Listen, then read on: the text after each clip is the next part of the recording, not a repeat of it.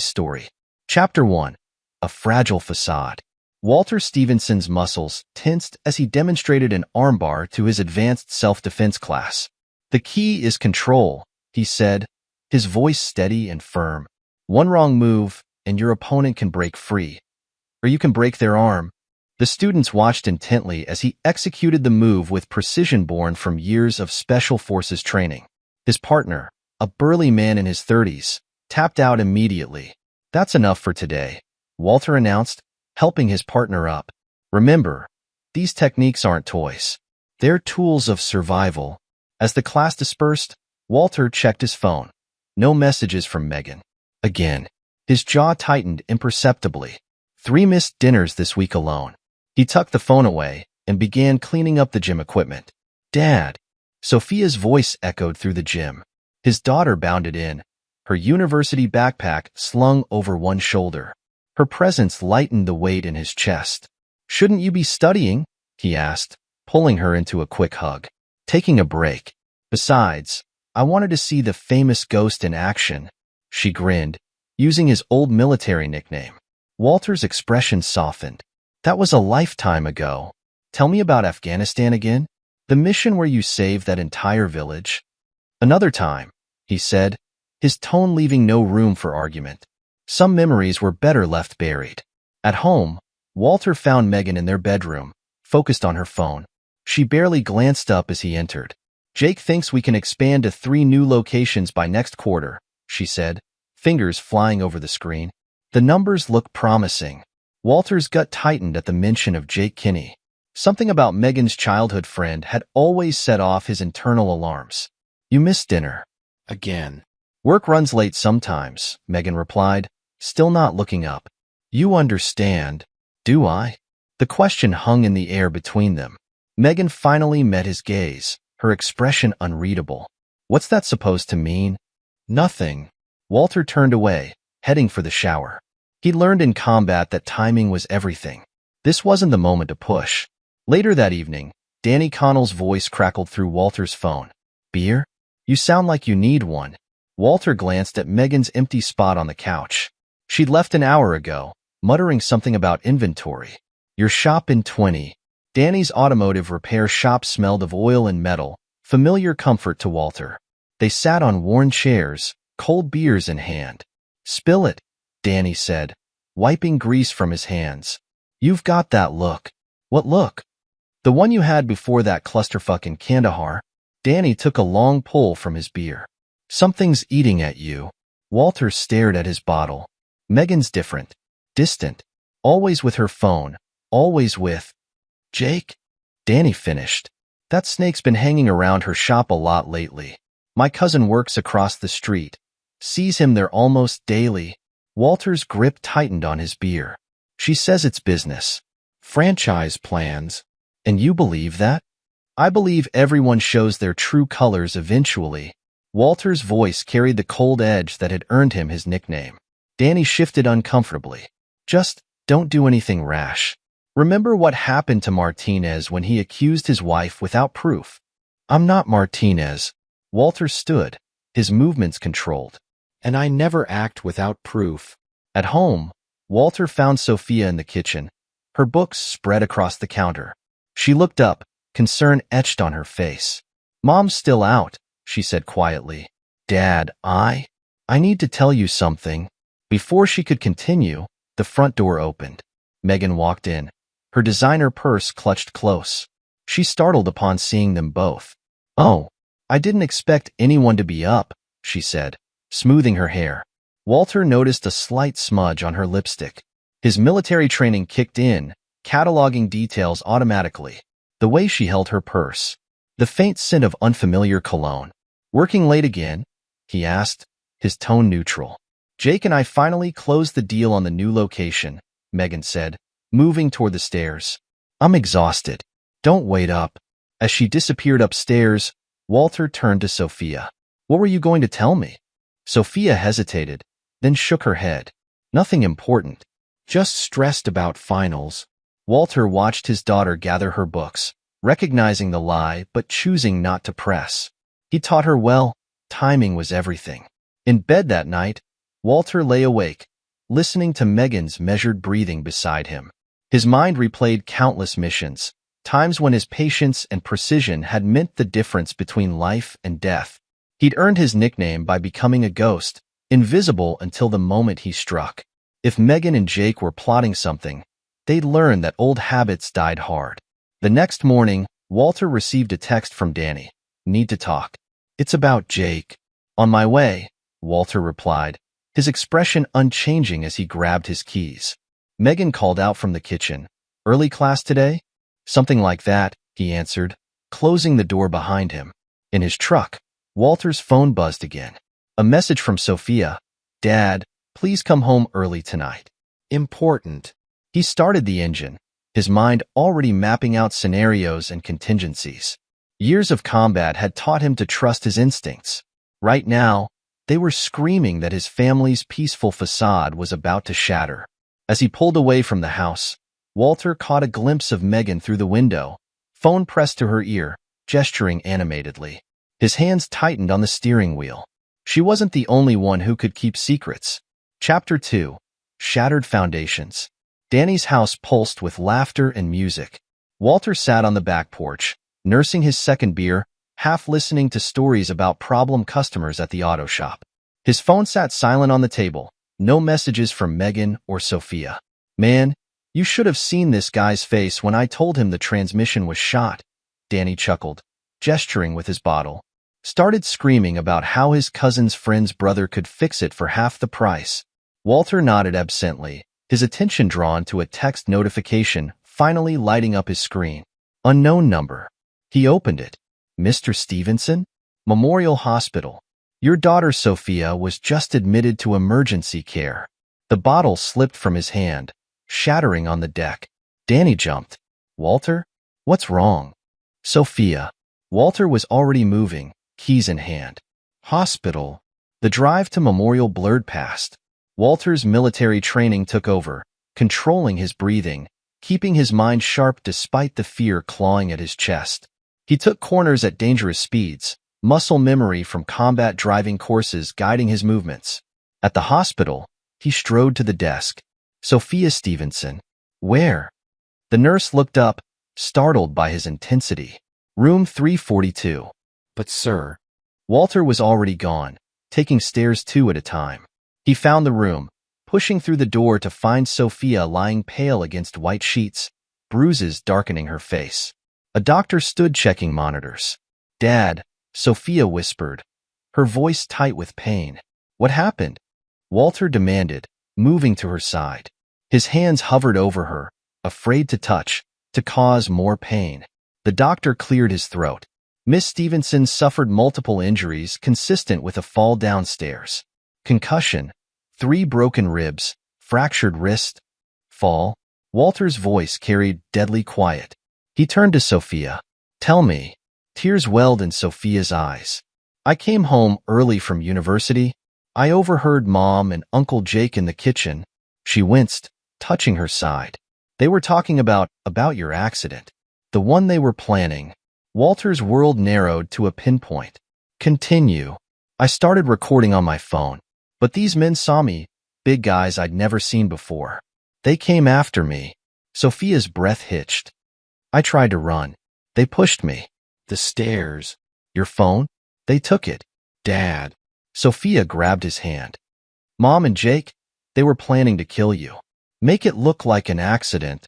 Walter squeezed her hand gently, his face a mask of control. Inside, rage burned cold and precise. "Rest now. I'll handle this." "Mr. Stevenson," the doctor interjected.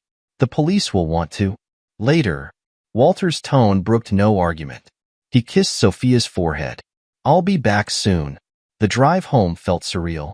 Walter's mind raced through scenarios, evaluating threats, planning responses.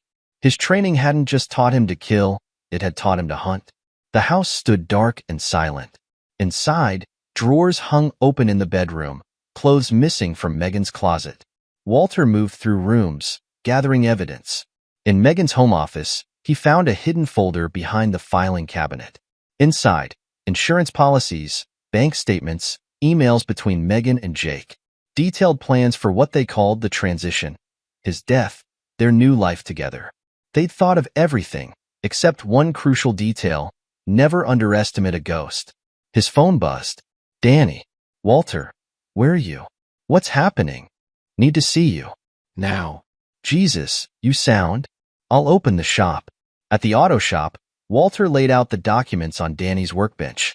Danny's face grew darker with each page. Those sons of bitches, he breathed. We're calling the cops, right? Not yet. Walter's voice remained eerily calm. First, we gather more evidence. Build an airtight case. Walter. Danny ran a hand through his hair. I know that look. What you're thinking. It could ruin everything. Your life. Sophia's future. They tried to kill me. Walter turned to his friend. Worse, they hurt my daughter. You know what that means. Danny sighed. Yeah, I do. Just promise me one thing. Don't let the ghost take over completely. Remember who you are. I remember exactly who I am. Walter gathered the documents. That's what they forgot. A knock at the shop door interrupted them. Detective Tommy Coleman stood outside, notepad in hand. Mr. Stevenson? Need to ask you some questions about your daughter's accident. Walter opened the door. Of course, detective. Happy to help. Tommy flipped open his notepad. Hospital reported suspicious circumstances. You have any idea who might want to hurt your daughter? None. Walter's face betrayed nothing. Though I heard my wife's friend Jake Kinney might have some helpful information. Jake Kinney? Tommy scribbled the name. I'll look into it. Anything else? Not yet. Walter met the detective's eyes. But if I think of anything, you'll be my first call. After Tommy left, Danny touched Walter's arm. You're planning something. Planning? No. Walter's smile didn't reach his eyes. I'm already executing. Back at the hospital, Walter found Audrey Walters, his neighbor, sitting with Sophia. She jumped up when he entered. Oh, Walter. I came as soon as I heard. Those strange cars I've been seeing at your house. I should have said something sooner. Strange cars. Black SUVs. Tinted windows. Started showing up about 2 weeks ago, always late at night. Walter nodded. Another piece of the puzzle. Thank you, Audrey. Would you mind staying with Sophia a bit longer? I have some business to handle. Sophia caught his hand as he turned to leave. Dad? Be careful. They're dangerous. So am I. He squeezed her hand. Rest. Focus on healing. In the hospital parking lot, Walter made 2 calls. First to his bank, freezing joint accounts. Then to an old military contact. Remember that favor you owe me? Time to collect. He started his truck, checking his mirrors out of habit. In the reflection, he caught a glimpse of his face. Cold, focused, determined. Megan and Jake had awakened something they didn't understand. Soon, they'd learn why enemies and allies alike had feared the ghost. Chapter 3. Shadows of Betrayal. Mark Lutz shifted nervously in his seat at the dimly lit bar, his burly frame seeming smaller under Walter's penetrating gaze. The enforcer's knuckles showed fresh bruises, the same ones that had marked Sophia's face. Start talking, Walter commanded, his voice low enough that nearby patrons couldn't hear. Everything you know about Jake's operation. Look, man, I just do what I'm paid for. Mark's eyes darted toward the exit. I didn't know the girl would be there. Walter's hand shot out, gripping Mark's wrist with crushing force. Wrong answer. Okay. Mark's face contorted in pain. Megan set it up. She told Jake when the house would be empty, gave us the security codes. It was supposed to be clean. Get in, plant the evidence, get out. Evidence for what? Insurance scam. They were gonna stage your car accident next week. Megan already had the policy bumped to $5 million. Mark swallowed hard. She's been planning this for months. Walter's grip tightened slightly. The recording Sophia made? Jake has it. Keeps everything important in his office safe. Mark winced. Please, man. You're breaking my wrist. Like you broke my daughter's? Walter leaned closer. Give me one reason I shouldn't return the favor. I know where they're hiding. Jake's got a place, private compound outside town. They're there right now, planning their next move. Walter released him, leaving dark bruises forming on Mark's wrist. address. After getting the details, Walter left Mark rubbing his injured wrist, knowing the enforcer would run straight to Jake. Let him. Fear made people sloppy. At Danny's shop, Walter found his friend under a lifted car. Need your computer, Walter announced. Danny rolled out, wiping grease from his hands. Found something? Jake's secretary, Teresa McCann. Need her files. Walter. Danny lowered his voice. You're talking about hacking now? That's federal crime territory. They tried to kill me, Danny. Used my daughter as collateral damage. Walter's eyes held a dangerous glint. You really think I care about federal statutes? Danny sighed, moving to his office computer. At least let me help. I've got a buddy in IT security owes me a favor. Hours later, Teresa's emails filled the screen. Correspondence between Jake and various shell companies. Money transfers. Property deeds. And most damning, detailed discussions with Megan about removing obstacles to their relationship. Jesus, Danny breathed, reading over Walter's shoulder. She really was all in on this. Walter's jaw clenched as he read an email from 3 months ago. Once W is gone, we can finally be together properly. I know it seems cruel, but he's so cold, so distant. We deserve happiness. Cold. Walter's laugh held no humor. She hasn't seen cold yet. A knock interrupted them. Detective Tommy Coleman stood in the doorway, looking uncomfortable. Mr. Stevenson, got a minute? Walter closed the laptop smoothly. Of course, detective. Had an interesting conversation with Jake Kinney's PI guy named Larry Case. He's making some serious allegations about your military service. Claims you've got a history of excessive force. Does he? Walter's expression remained neutral. Interesting timing. Tommy shifted his weight. Look, I'm not buying their story, but they're pushing hard, trying to paint you as unstable. Watch your step, all right? After Tommy left, Danny turned to Walter. They're trying to get ahead of this. Discredit you before you can expose them. Let them try. Walter gathered the printed emails. I'm going to visit Sophia. At the hospital, he found his daughter sitting up, looking stronger. Her roommate Bethany Edwards sat beside her, both girls hunched over a laptop. Dad. Sophia brightened, then turned serious. We found something. Show him, Beth. Bethany turned the laptop around. I've been monitoring social media mentions of Megan's boutique.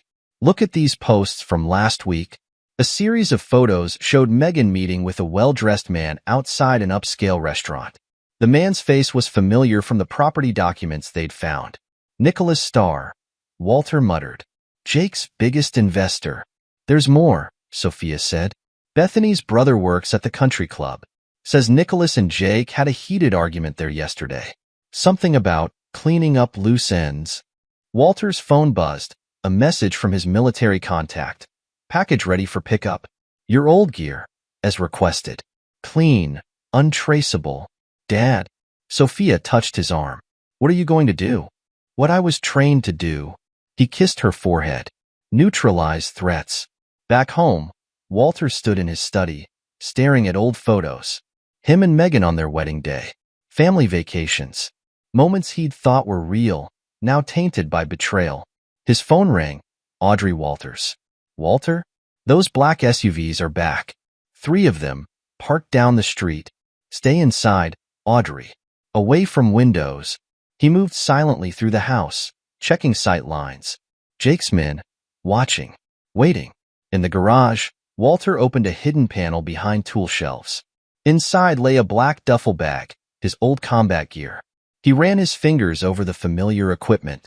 His phone buzzed again. Danny, they're moving. Just got word from my cousin. Jake and Megan checked into the Mountain View Hotel. No. Walter zipped the duffel bag. That's what they want us to think. They're at the compound Mark mentioned. Hotel's a diversion. How can you be sure?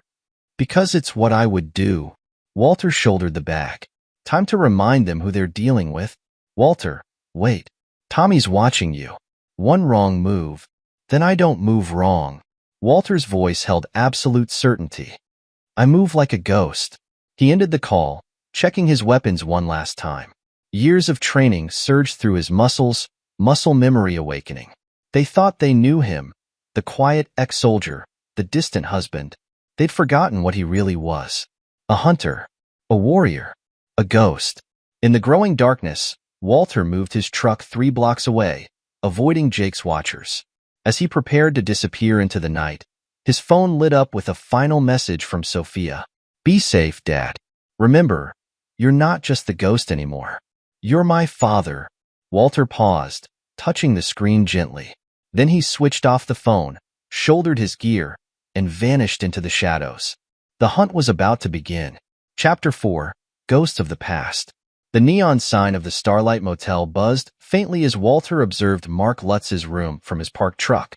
3 hours of surveillance had revealed Mark's patterns: bathroom breaks, pizza delivery, nervous checks through curtains. A man who knew he was hunted. Walter tested the weight of his combat knife, remembering the bruises on Sophia's face. His phone vibrated. "Danny, you sure about this?" "He hurt my daughter, Danny. Just don't do anything you can't undo." Walter ended the call, slipping on black tactical gloves, the same ones he'd worn in Afghanistan during night operations. He moved across the parking lot, staying in blind spots he'd mapped earlier. Room 114's lock took 4 seconds to pick. Inside, Mark sprawled on the bed watching TV, a half-eaten pizza beside him. He never heard Walter enter. The knife pressed against Mark's throat before he could scream. "Make a sound," Walter whispered, and breathing becomes complicated. "Please," Mark whimpered. "I was just following orders." "Like pushing my daughter downstairs? That wasn't supposed to happen." Jake said to scare her, "Take the phone." She fought back. Walter increased pressure on the blade. A thin red line appeared on Mark's neck. "Where are they?" "I don't know." The knife dug deeper. "Wrong answer." Okay. Star's cabin, up in Mason County. Private road off Route 16. Jake's got guys watching it round the clock. "How many?" "6, maybe 8. Professional muscle." Mark swallowed against the blade. "They'll kill me for telling you. They'll have to find what's left." Walter's voice carried the cold promise that had made hardened fighters tremble in Afghanistan. A memory flashed, a village raid gone wrong, an informant who'd betrayed his team. Walter had made an example of him. The same ice filled his veins now. "Please.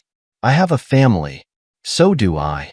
Walter withdrew the knife, but slammed Mark's head against the headboard, stunning him. "You should have thought of that before hurting mine."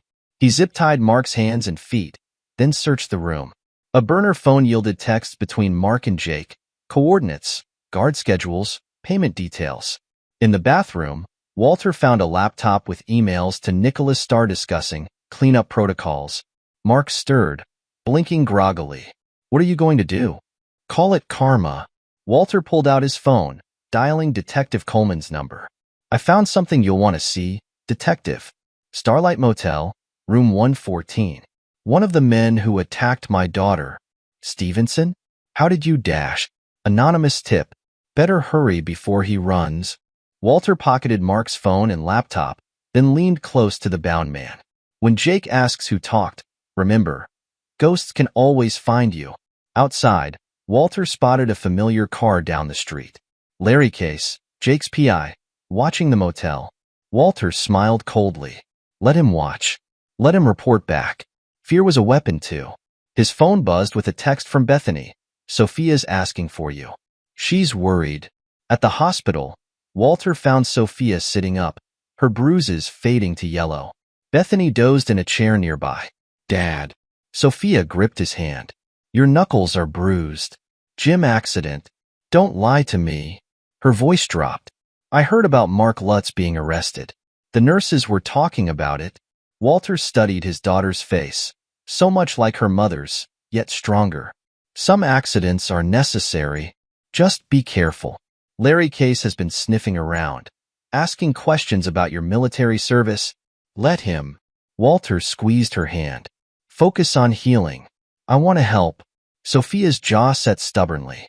"Bethany and I have been monitoring social media. Jake's people are getting sloppy, posting locations. No, you stay safe. Dad, this isn't a debate." His tone softened. "I already failed to protect you once." Bethany stirred. Yawning. Mr. Stevenson? Audrey called earlier.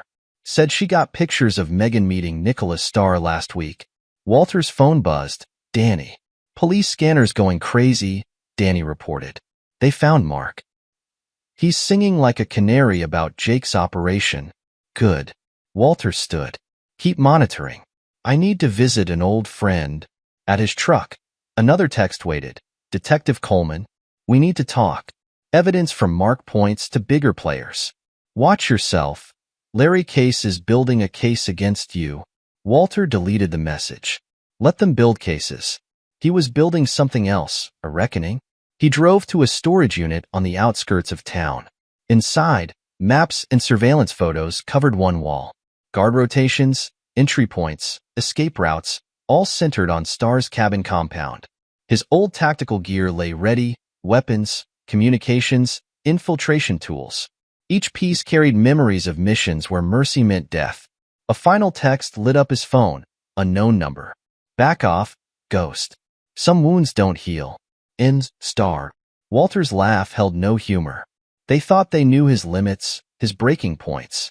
They'd forgotten the fundamental rule of hunting ghosts. You can't break what's already dead inside. He began cleaning his weapons, each motion precise. The ghost was back, and this time, there would be no mercy. Chapter 5. Into the Lion's Den. Danny's plan worked perfectly. Larry Case's car peeled away from his surveillance position the moment the fake tip about Walter's state crossing plans hit his phone. Now Walter crouched in the woods surrounding Starr's cabin, watching guard patterns through his tactical scope. 8 men, armed with automatic weapons, patrolled the perimeter. Professional stance, military-grade equipment. Not common thugs like Mark Lutz. These were trained killers. Walter touched his radio. Danny, you copy? Here. Larry took the bait. He's heading to the interstate checkpoint. Good. Keep monitoring police channels. If anyone gets suspicious, I'll warn you. Just try not to kill anyone. Walter didn't respond. Death wasn't his goal, but he wouldn't hesitate if necessary. His time in Afghanistan had taught him that mercy could be a liability. The first guard fell to a chokehold, dragged silently into the bushes. The second dropped from a precise strike to the throat before he could radio for help. Walter moved like smoke between the trees, each takedown swift and silent. Inside his mind, a familiar coldness spread. The ghost wasn't a nickname. It was a state of being. No emotion, no hesitation, only the mission. A guard by the back door reached for his radio. Walter's knife found the pressure point in his shoulder. The man crumpled without a sound. Status check, Sector 3, crackled a voice on the fallen guard's radio. Walter keyed the radio, perfectly mimicking the guard's gruff voice. Sector 3 clear. 4 more guards fell in quick succession. Each takedown precise, each body hidden. The last 2 guards stood by the front door, alert but unaware their backup had vanished. A rock thrown from the woods drew their attention. As they turned, Walter struck. One guard's head met the wall. The other tasted his own radio. Inside the cabin, voices argued. Jake's cultured tone had gained a hysterical edge. This is your fault. If you'd handled Walter properly, Daff. My fault. Megan's voice cracked. You promised this would be clean. Now my daughter's in the hospital. Our daughter won't matter if Walter finds us. You know what he's capable of. You said he was weak. Broken. I was wrong. Walter placed small charges around the cabin's exterior, not to destroy, but to create chaos when needed. He'd learned in Afghanistan that fear was as effective as force. Through a window, he watched Jake pace, pistol in hand. Megan sat on a couch, makeup smeared from crying. The sight of her sparked nothing in Walter's chest. The woman he'd loved was gone, replaced by a stranger who tried to kill him. His phone vibrated. Danny's warning. Larry's figured out the fake tip. He's heading back. Time to move. Walter triggered the first charge. The explosion rocked the cabin. Jake and Megan screamed as windows shattered. Before they recovered, Walter triggered a second blast. Someone's out there. Jake aimed his pistol wildly. The police? Police don't work like this. Jake's face paled. He found us. Walter cut the cabin's power. In the darkness, he heard Megan sob. We need to call Nicholas, she said. Phones are dead. Jake's voice shook. He's hunting us. This isn't what I wanted. Megan screamed. You said we'd get the insurance money and disappear. Not this. Shut up. Just shut up and help me think. Walter triggered another charge. The blast brought down part of the chimney. In the chaos, he slipped inside. Jake fired blindly at shadows, wasting ammunition. Come out and face me, Jake shouted. Why? Walter's voice seemed to come from everywhere. Afraid of ghosts, Jake? Megan screamed. Jake spun, firing at nothing. You're insane, Jake said. The police will dash. The police are busy with Mark Lutz. He had quite a story to tell. Jake's composure cracked. He grabbed Megan's arm. This is your fault. You couldn't keep your mouth shut. Let go of me. Megan swung a lamp at Jake's head. Walter watched them fight, their alliance crumbling. Jake's mask of sophistication peeled away, revealing the coward beneath. Megan's tears didn't move him. She'd chosen this path. His phone buzzed. A text from Sophia. Dad, Detective Coleman's asking questions. Be careful. Jake and Megan's fight intensified. She clawed at his face. He struck her, sending her sprawling. I should have known you were too weak, Jake spat. Just like your husband. Weak? Walter's voice cut through the darkness. Let's test that theory. Jake fired his remaining bullets at the sound. Walter let him empty the gun. 6 shots, Walter said. Poor tactical choice. Click, click. Jake's empty gun mocked him. Now, Walter stepped into the dim light. About that theory. Megan scrambled away, clutching a kitchen knife. Jake backed against a wall, his confident facade shattered. Walter, please, Megan begged.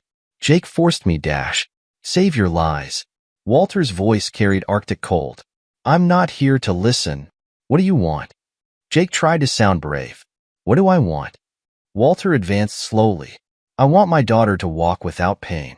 I want the last 15 years of my life back. I want to erase the memory of my wife plotting my death. His hand shot out, disarming Megan before she could raise the knife. The blade clattered away. But since I can't have those things, he continued, I'll settle for watching you destroy each other. On cue, another charge detonated. In the flash, Jake and Megan saw Walter's face and knew true fear. The ghost had come to collect. Chapter 6, Breaking Point. Walter, please. Megan's mascara traced black lines down her cheeks. I can explain everything. Explain? Walter's voice cut like a blade. Explain plotting my death? Or explain having our daughter attacked? Jake edged toward the door. Walter's hand shot out, gripping Jake's throat. Sit down. Walter propelled him onto the couch. You'll want to hear this. From his pocket, Walter pulled out a phone. Sophia's voice filled the cabin. They pushed me down the stairs, Mom. Your men. Did you know they would do that? Did you tell them to hurt me? Megan's hands shook. I never meant dash. Play your victim act for someone else. Walter pocketed the phone. I've seen the emails. The insurance forms. The payments to Mark Lutz. It was Jake's idea. Really? Jake sneered. Who suggested using Walter's military history to make it look like PTSD? Who knew his route to work, the best place to stage the accident? Megan lunged at Jake, nails raking his face. You promised me no one would get hurt. Walter watched them fight, his expression carved from stone. Jake shoved Megan away. She stumbled, grabbing a heavy lamp. You ruined everything. Megan swung the lamp. Jake ducked. Crazy bitch. I gave you an out from your cold, broken soldier. The lamp connected with Jake's temple. Blood sprayed across the wall. He staggered toward the door, tripping over Walter's hidden wire. Glass shattered as Jake crashed through the window. Walter moved quickly, zip-tying Jake's hands before he recovered. Inside, Megan stood frozen, the bloody lamp at her feet. You remember our wedding day? Walter asked her. You promised to love and honor. You were never there. Megan's voice cracked. Always so distant, so cold. I was there enough to notice when you started sleeping with Jake. Her face crumpled. How? The ghost sees everything. Walter dragged Jake back inside. Your perfume on his clothes. Late night, business meetings. I wanted to believe you'd come clean. Walter, Dad. Instead, you planned my death. He shoved Jake onto the couch. Both of you, sit. Time for some truth. Jake spat blood. You're insane. The police are about to get an anonymous tip. Walter pulled out his phone. But first, you'll both hear exactly what you've done.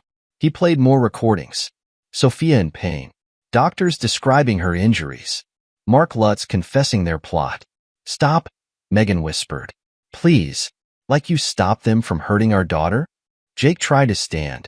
Walter's boot met his chest. Did you know? Walter said conversationally, in Afghanistan, I once tracked a Taliban informant for 6 days.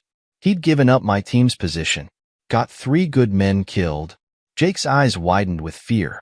When I found him, he begged like you're begging. Swore others made him do it. Walter's smile held death. Want to know what happened to him? You're proving my point. Jake said desperately. Unstable. Violent. The police will dash. Walter's phone lit up. Detective Coleman's number. Now, Walter stood. Detective Coleman is about to get an interesting call. A concerned citizen reporting gunshots and screams. Megan grabbed his arm. Walter, don't dash. He shrugged her off.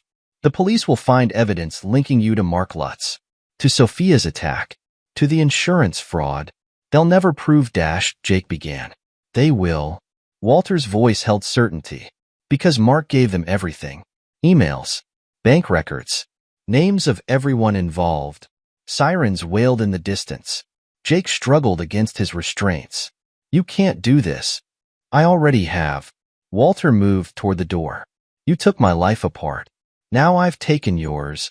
I'll tell them everything. Jake shouted. Your threats, the attacks. Tell them. Walter's smile chilled the room. Tell them how the ghost hunted you.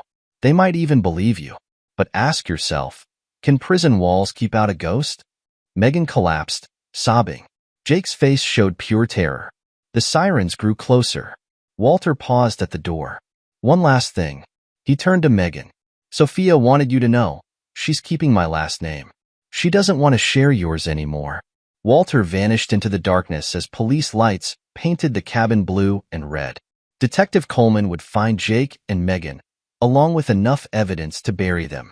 His phone buzzed. Danny. It's done. It's done. The ghost? Walter watched police swarm the cabin. The ghost can rest. For now. At the hospital, Sophia waited with Bethany. She saw her father's face and knew. Is it over? Walter took her hand. Almost. The trial comes next. And Mom? She made her choice. He squeezed her fingers. We make ours. Bethany touched Sophia's shoulder. You've got us. Both of you. Walter looked at his daughter, bruised but unbroken. The ghost had gotten justice. Now the father could focus on healing. But as police led Megan and Jake away in handcuffs, Walter knew the ghost would always be watching, ready to rise if needed. Some betrayals earned eternal vigilance. The hunt was over. The haunting had just begun. Chapter 7. The Aftermath. The media circus surrounding Megan and Jake's arrests transformed their quiet suburb into a spectacle. News vans lined the streets as reporters fought for the best angle on what they called the ghost's revenge. Walter ignored them all, focusing instead on the stack of evidence files Detective Coleman had assembled. Recordings, bank statements, and Mark Lutz's detailed confession painted an irrefutable picture of betrayal. They're trying to spin it, Danny said, dropping a newspaper on Walter's kitchen table. The headline read, Desperate Housewife Claims Manipulation in Murder Plot. Walter's jaw tightened. Let them spin. Her lawyer's good. Victoria Chun specializes in domestic abuse cases. She's pushing the angle that Jake coerced Megan.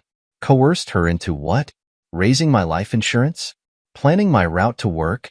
Walter's voice carried steel. Letting thugs attack our daughter? The doorbell rang. Detective Coleman stood outside, his expression grim. We need to talk, Walter. Larry Case is causing problems. Inside, Coleman spread photos across the table. Each showed Walter at different locations: the motel where Mark stayed, the cabin's perimeter, supply stores where he'd bought equipment. Case is building a narrative. Says you're a ticking time bomb. PTSD, violent tendencies, the works. And And some people are listening. Your military record dash. My record shows I did what was necessary to keep my men alive. Walter's tone brooked no argument. Just like I did what was necessary to protect my daughter. I believe you. Coleman gathered the photos. But the defense will use this. They'll try to paint you as the real threat. Let them try. After Coleman left, Walter drove to the hospital. Sophia sat with Bethany, watching news coverage of the arrests. Dad. Sophia muted the TV. They're saying Mom might claim temporary insanity. She was sane enough to plan my death. Walter sat beside her bed. How are you holding up? Better. Bethany and I have been researching similar cases. Did you know how many domestic violence victims dash? You're not a victim. Walter's voice softened. You're a survivor. Sophia's eyes filled with tears. I keep thinking, if I hadn't recorded them, then I'd be dead and Jake would have won. Walter squeezed her hand. You saved my life.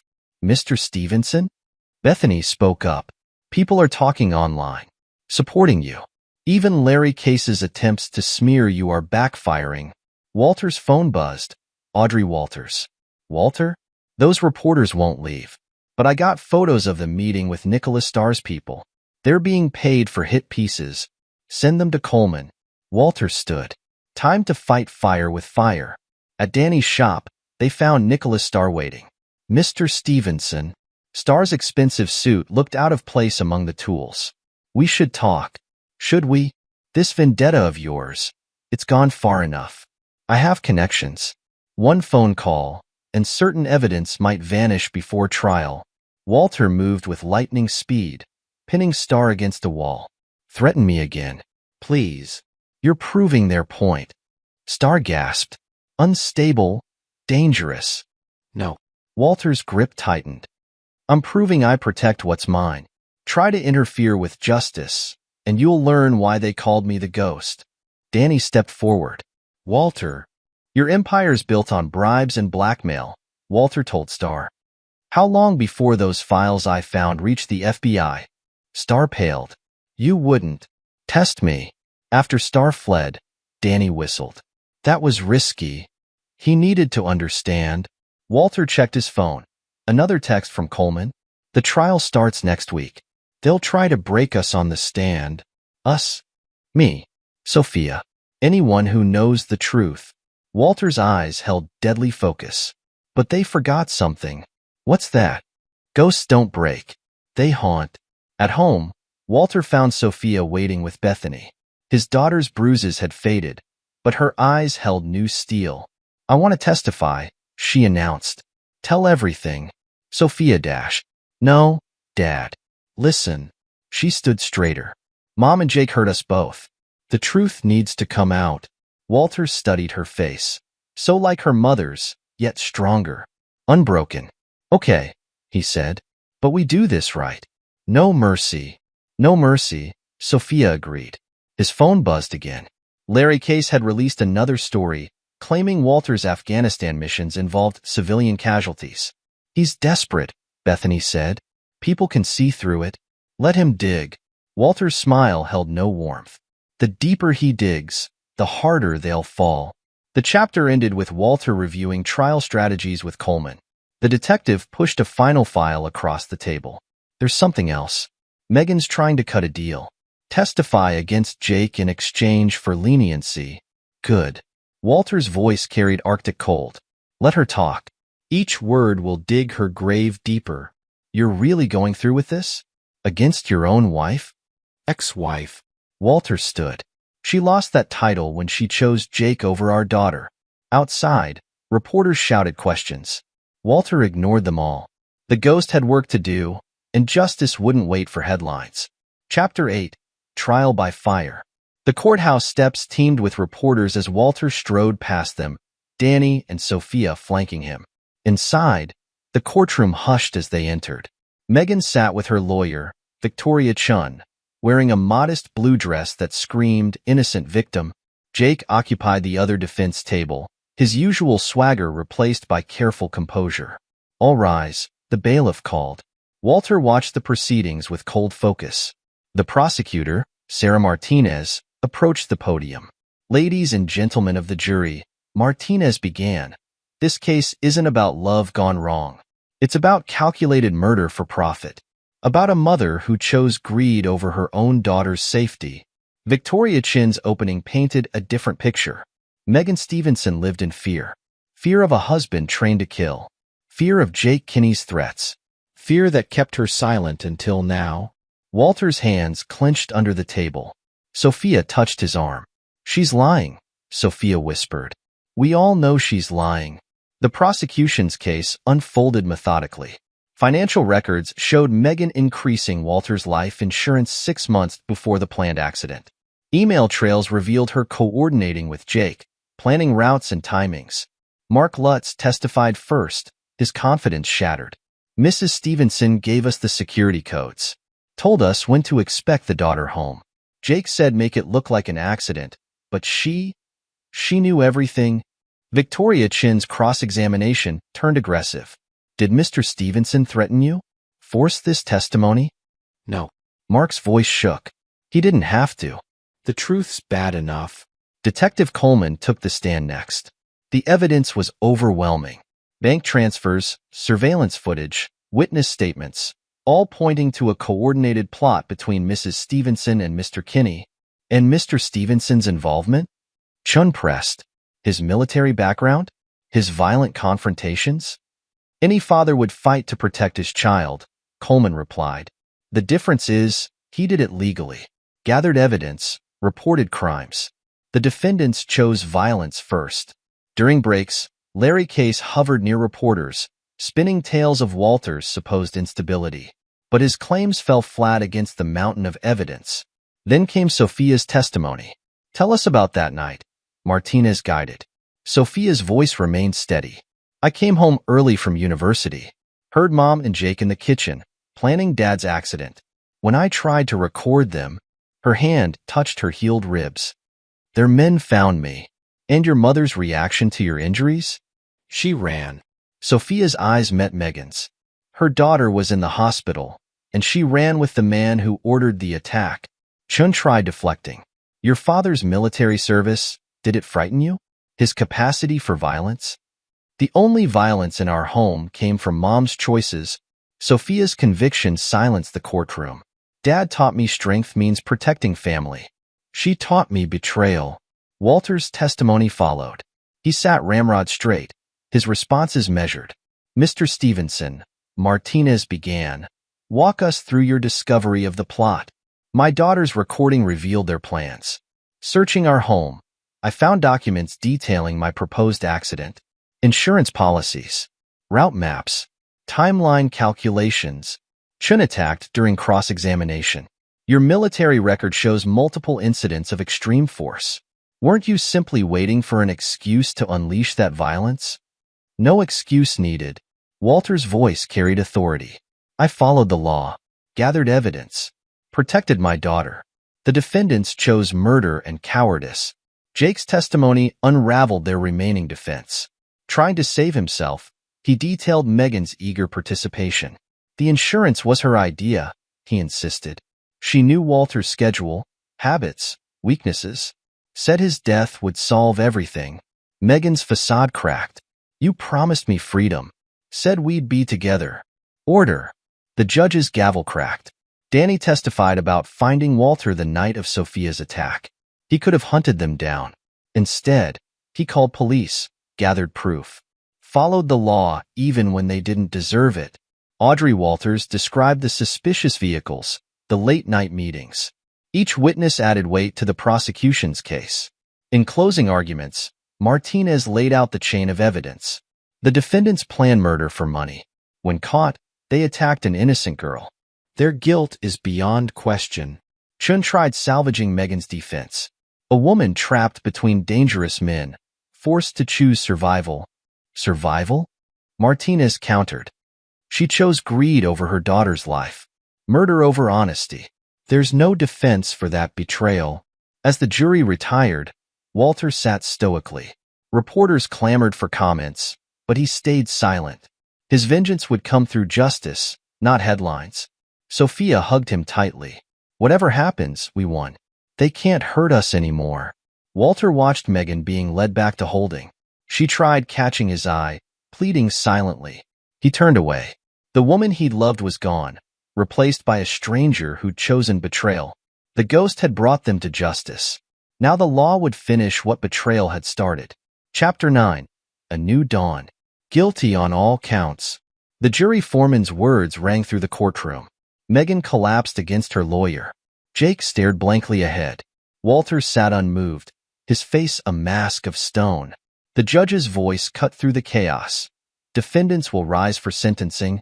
Jake received 20 years for conspiracy to commit murder, assault, and fraud. Megan, despite her lawyer's pleas, got 15 years. No chance of early parole.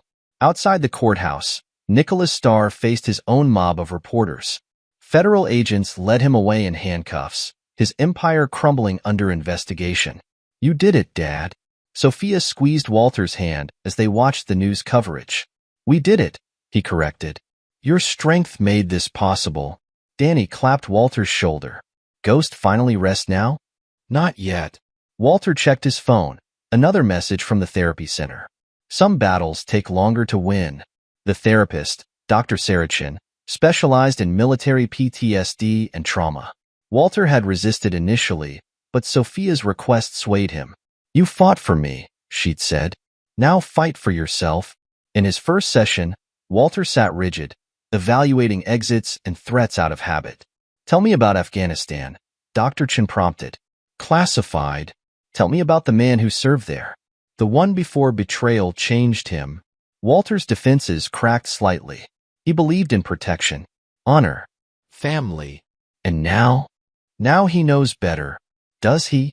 Dr. Chon leaned forward. Or has he just forgotten how to trust? Sessions continued weekly. Slowly, Walter confronted his demons, not just from betrayal, but from years of combat and loss. "The ghost protected you," Dr. Chin noted. "Kept you alive. But ghosts don't heal. Men do." Meanwhile, Sophia flourished. Her advocacy work attracted attention from domestic violence prevention groups. She spoke at conferences, sharing their story. "My father taught me strength isn't about violence," she told one audience. "It's about standing up after betrayal knocks you down." Walter attended each speech, watching pride replace pain in his daughter's eyes. She transformed trauma into purpose, showing others the path forward. Bethany remained by Sophia's side, their friendship deepened by shared battles. Together, they created support networks for other survivors. "You raised a warrior," Bethany told Walter after one event. "Just like her father." Even Larry Case's attempted exposés backfired. Veterans groups rallied around Walter, sharing their own stories of battles fought at home and abroad. One morning, Walter stood at his gym, watching new students file in for self-defense class. Their eyes held familiar shadows: abuse, fear, betrayal. "First lesson," he announced. "Survival isn't about being fearless. It's about facing fear and standing your ground." Danny visited often, bringing news and normalcy. They worked on cars, shared beers, rebuilt connections that betrayal had strained.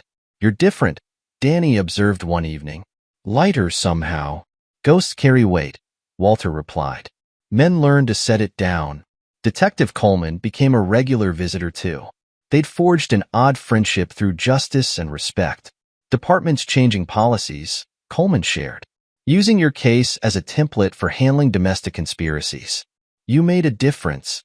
Sophia graduated with honors, her thesis on trauma recovery drawing academic praise. At the ceremony, Walter watched her accept her diploma, remembering the broken girl in the hospital bed. "I'm keeping your name," she told him at the celebration. "Stevenson means survivor now." That night, Walter visited his backyard shooting range one last time. His weapons, tools of the ghost, lay cleaned and packed. "Time to move on," he told Danny, who helped load them for storage. Some battles end. Sophia's advocacy work grew. Centers reached out, seeking her expertise. She counseled victims, showing them strength through her own recovery. "Your daughter's remarkable," Dr. Chin noted in their final session. "She found light in darkness." "She found herself," Walter corrected. "I just kept her safe until she could." Life settled into new rhythms. Walter's gym expanded, focusing on empowerment over aggression. Students learned to defend themselves while healing old wounds. One evening, Walter found a letter in his mailbox. Sophia's familiar handwriting covered the envelope. Inside lay a photo, Sophia and Bethany at a charity gala, both radiant with purpose. The note read simply, "Thank you for showing me that even ghosts can find redemption." Walter pinned the photo to his wall, next to his military honors. Medals marked battles won with violence. The photo marked victory through healing. The ghost had earned its rest. The father, the warrior, the survivor remained, scarred but whole, ready for whatever came next. Ready for dinner? Sophia called from the driveway, Bethany waving beside her. Walter smiled, tucking away memories of darker days. Always ready. Together they drove into the evening, leaving ghosts and shadows behind. Tomorrow held new challenges, but they'd face them as they'd faced everything, with strength, with purpose, with unshakable bonds that betrayal had tried and failed to break. The ghost could rest. The man had found his way home. Epilogue. 5 years later, Walter Stevenson stood at the podium, facing a packed auditorium at the National Conference for Victim Advocacy. His presence commanded attention, not through intimidation anymore, but through the quiet strength of a warrior who'd found peace without surrendering his power. 5 years ago, betrayal taught me that ghosts can't heal, he began, his voice carrying to the back row. But survivors can. In the front row, Sophia beamed with pride. Now 30, she transformed from victim to champion, running one of the country's largest support networks for survivors of domestic violence. Her organization, Phoenix Rising, had helped thousands rebuild their lives. After his speech, Walter joined Sophia and Bethany at their booth. Phoenix Rising's logo, a rising bird formed from broken chains, drew constant attention. 3 new centers opening next month, Sophia reported, her engagement ring catching the light. Bethany had proposed last year, surprising no one who'd watched their bond grow through adversity. "Dad, tell them about the gym expansion," Sophia prompted. Walter's Self-Defense Academy had evolved into a nationwide franchise. Warrior's Path combined combat training with trauma recovery, helping survivors reclaim their strength. Each location partnered with Phoenix Rising, creating a comprehensive support system. "Danny's overseeing the West Coast expansion," Walter said.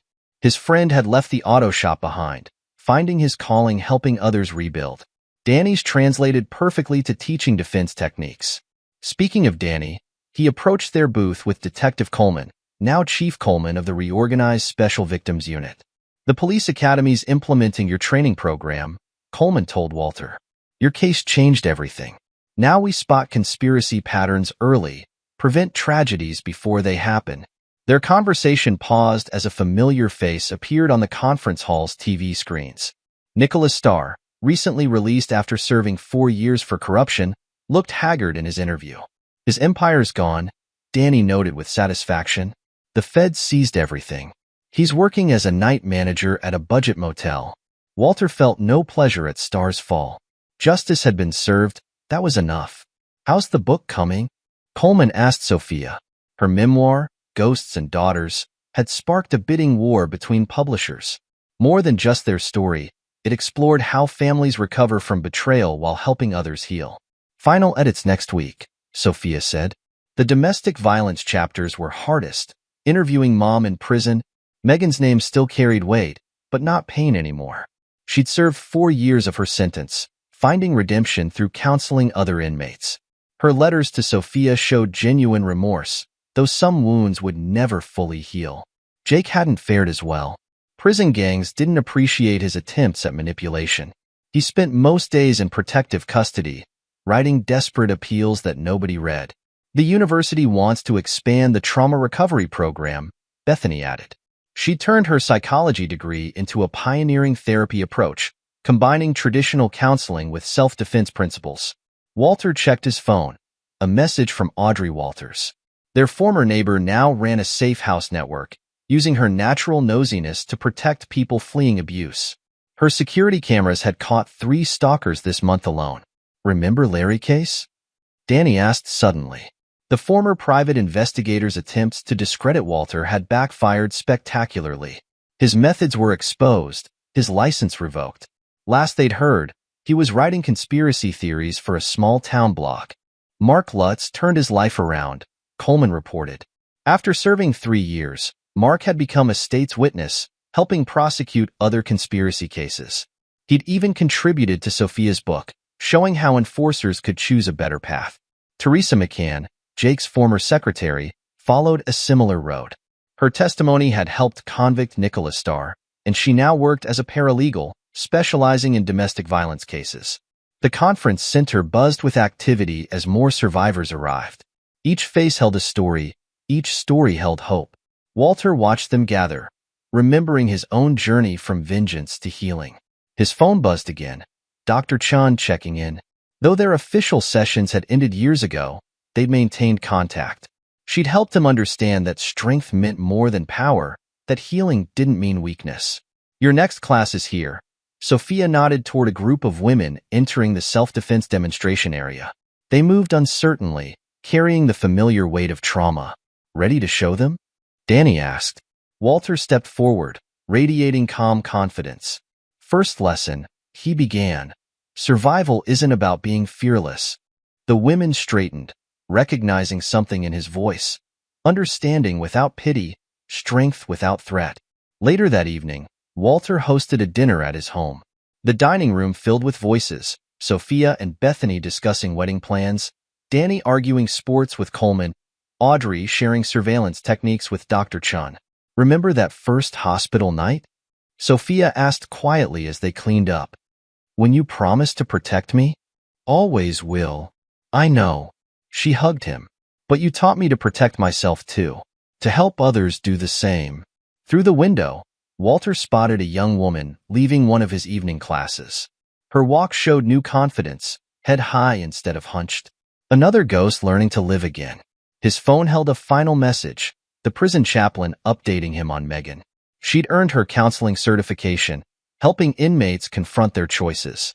Some wounds never healed, but some scars became bridges to help others cross from darkness to light. Dad, Sophia called. Bethany's parents want to meet about the ceremony. Walter smiled. Life moved forward, carrying hope instead of vengeance. The ghost had earned its rest, but the warrior remained. Not to hunt anymore, but to guard, to teach, to help others find their strength. In his study, medals and memories shared wall space with newer treasures, Sophia's graduation photos, conference keynote badges, newspaper articles about Phoenix Rising's success. A new photo joined them, the entire extended family at Sophia and Bethany's engagement party. The image showed no ghosts, no shadows. Only survivors celebrating life instead of fearing death. Only warriors who'd learned that true strength lay in helping others stand. Walter touched the frame, remembering darker days. The ghost's skills had brought justice, but the man's heart had brought healing. Both were necessary. Both were him. Outside, cars pulled up, more survivors arriving for evening classes. More chances to transform pain into power, fear into freedom. Coming, Dad. Walter headed out, ready for another night of teaching strength through survival. The ghost could rest eternal now, knowing its vigil had built something lasting. A legacy not of vengeance, but of victory. Not of retribution, but of redemption. After all, he'd learned the hardest lesson. True warriors don't just fight battles. They help others win their own. In his desk drawer, Walter kept one final photo, Megan on their wedding day, young and bright with promise. Not as a torment, but as a reminder that life's greatest betrayals could lead to its greatest purpose. The frame's inscription read, "Through darkness to light, through fear to strength, through betrayal to purpose." Below it, in Sophia's handwriting, "Thank you for showing me that even ghosts can find redemption. But thank you more for showing me that survivors can help others find their way home." Walter closed the drawer gently. Tomorrow held more battles, not with fists or fury, but with patience and purpose. More ghosts would need guiding toward light. More survivors would need showing their strength. He was ready. The ghost had taught him how to fight. Life had taught him why to heal. Both lessons made him whole. This is where our story comes to an end. Share your thoughts in the comments section.